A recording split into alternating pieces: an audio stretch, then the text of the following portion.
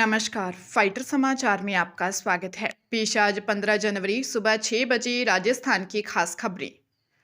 तृतीय श्रेणी अध्यापक भर्ती परीक्षा में उम्मीदवारों के लिए बड़ी खुशखबरी है। दरअसल आज से राजस्थान राज्य पथ परिवहन निगम अगले 7 दिन तक फ्री यात्रा की सुविधा प्रदान करेंगे। राजस्थान तृतीय श्रेणी अध्यापक भर्ती परीक्षा 2025 लेवल 1 और लेवल 2 में शामिल होने वाले परीक्षार्थियों के लिए राजस्थान रोडवेज ने स्पेशल सुविधा का ऐलान किया है। 22 जनवरी तक परीक्षार्थियों को रोडवेज की बसों में निःशुल्क यात्रा करने का मौका मिलेगा। ये सुविधा परीक्षा से 2 दिन पहले और 2 दिन बाद तक उपलब्ध रहेगी, जिससे परीक्षार्थी अपनी परीक्षा केंद्र तक फ्री में और आराम से पहुंच सकेंगे। राजस्थान कर्मचारी चयन बोर्ड द्वारा 17 से 20 जनवरी तक होने वाली तृतीय श्रेणी अध्यापक भर्ती परीक्षा के लिए परीक्षार्थियों की सुविधाओं को ध्यान में रखते हुए यह कदम उठाया है। सुविधा परीक्षार्थियों को अपने परीक्षा केंद्र तक यात्रा में सहूलियत प्रदान करेगी। विधानसभा में बजट सत्र में आने वाले विधेयकों के लिए तैयारी शुरू हो गई है। पंचायत निकाय चुनाव से पहले राजस्थान सरकार ने 2 संतान बाध्यता से जुड़े 30 साल पुराने कानून में संशोधन के लिए विधेयक का ड्राफ्ट अंतिम चरण में पहुंचा दिया है। इसके बाद 3 संतान होने पर भी चुनाव लड़ने की पात्रता मानी जाएगी। इसके अलावा 2 अन्य अध्यादेशों में स्थान पर लाए जाने वाले विधेयकों को भी अंतिम रूप दिया जा रहा है। इन चारों विधेयकों को आने वाले बजट सत्र में विधानसभा में पेश किया जाएगा। पहले 1994 के पंचायती राज अधिनियम और 2009 के नगरपालिका अधिनियम में अध्यादेश के जरिए संशोधन की तैयारी थी, लेकिन अध्यादेश नहीं लाया गया। उसके स्थान पर अब विधेयक लाने की तैयारी चल रही है। पंचायती राज विभाग और नगरीय विकास विभागों ने अपने अपने विधेयकों के ड्राफ्ट तैयार करके विधि विभाग को भेज दिए हैं, जिनको अंतिम रूप देने की प्रक्रिया शुरू हो गई है।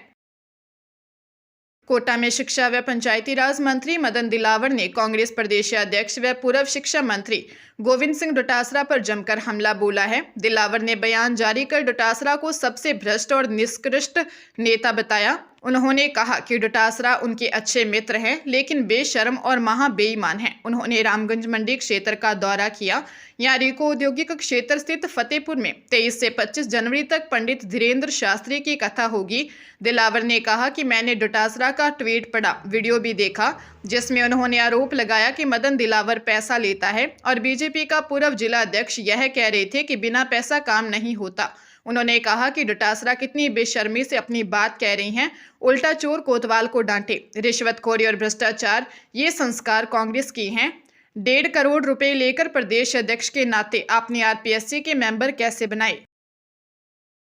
एसआईआर कार्यक्रम में आपत्ति दर्ज कराने की अंतिम तिथि आज 15 जनवरी है।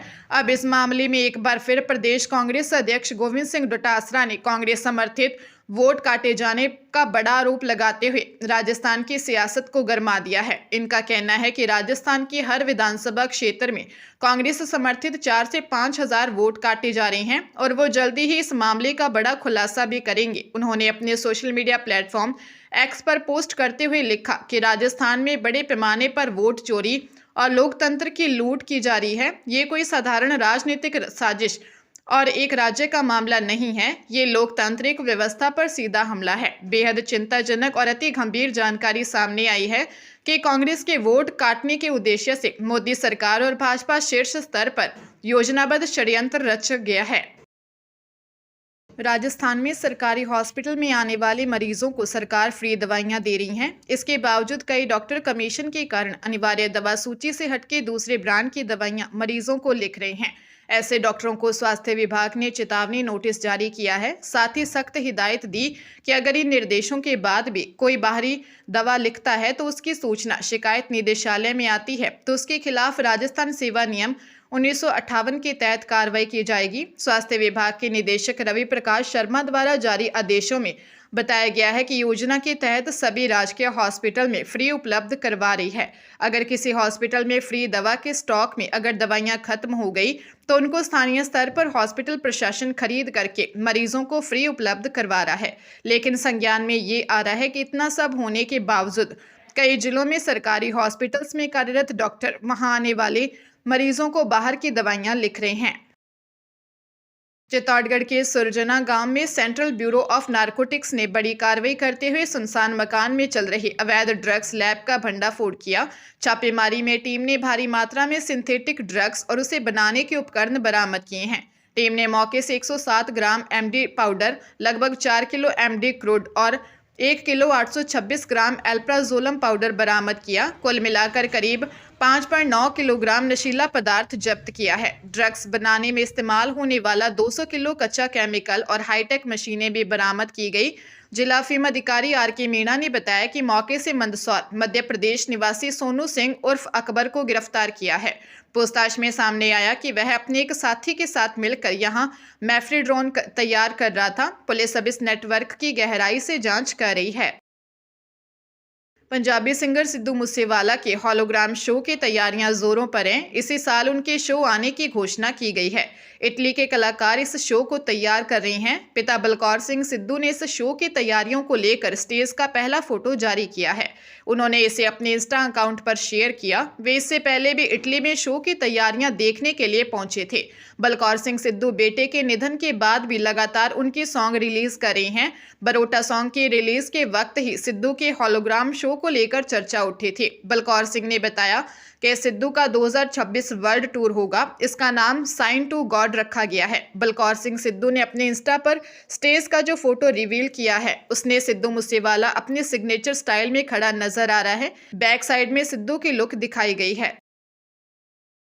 अलवर जिले के कठूमर थाना क्षेत्र के गांव बिंजला के पास एक ट्रैक्टर हादसे का शिकार हो गया। हादसे में दादा पोता गंभीर घायल हो गए, जिन्होंने हॉस्पिटल में इलाज के दौरान दम तोड़ दिया। मौत की सूचना के बाद परिवार में कोहराम मच गया। जानकारी के अनुसार मृतक 60 वर्षीय तेजपाल सिंह अपने 6 साल के पोते अभिषेक के साथ ट्रैक्टर में वेल्डिंग का काम करवाकर टिटपुरी से गाँव लौट रहे थे। वे बिंजला के पास पहुंचते ही अचानक ट्रैक्टर की पावर स्टीयरिंग फेल हो गई, जिससे ट्रैक्टर अनियंत्रित होकर हादसे का शिकार हो गया। हादसे में दोनों के सिर में गंभीर चोट आई। राहगीरों की सूचना पर परिजन मौके पर पहुंचे और दोनों को निजी अस्पताल ले गए, जहां से हालत गंभीर होने पर जिला अस्पताल रेफर किया, जहां डॉक्टर ने दोनों को मृत घोषित कर दिया। हादसे के बाद गांव में शोक की लहर दौड़ गई।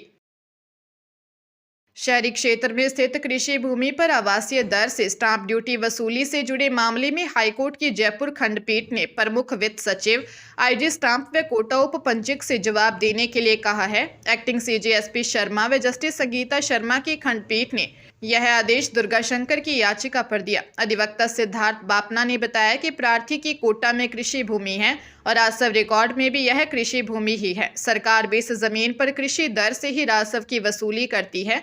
इस दौरान पिछले 1 सितंबर को प्रार्थी ने इसे बेचने के लिए करारनामा किया। इसमें इसे कृषि भूमि मानकर ही कीमत तय की गई और 1 नवंबर 2025 तक पूरी रकम भुगतान होने पर रजिस्ट्री कराना तय किया।